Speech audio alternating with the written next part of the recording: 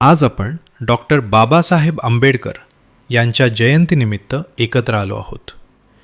ही केवळ जयंती नाही, समतेच्या आणि स्वाभिमानाच्या लढ्याची आठवण करून देणारा दिवस आहे.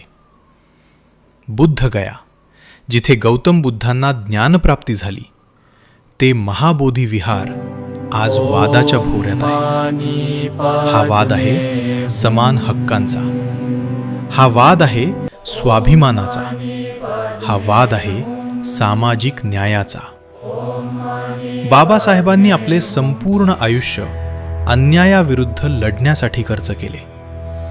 जेव्हा त्यांनी बौद्ध धर्म स्वीकारला, तो केवळ धर्मांतर नव्हता, तो होता अन्यायाविरुद्धचा बंड, स्वाभिमानासाठीचा लढा, समतेचा स्वीकार. त्यांनी जगाला सांगितले, मनुष्याला समान हक्क आणि सन्मान मिळालाच पाहिजे. आज आपण सर्वांनी एक संकल्प करायला हवा. आपण अन्याय सहन करणार नाही. आपण समतेसाठी उभे राहू. बाबासाहेबांचा मंत्र आजही जिवंत आहे. शिका, संघटित व्हा आणि संघर्ष करा. धन्यवाद.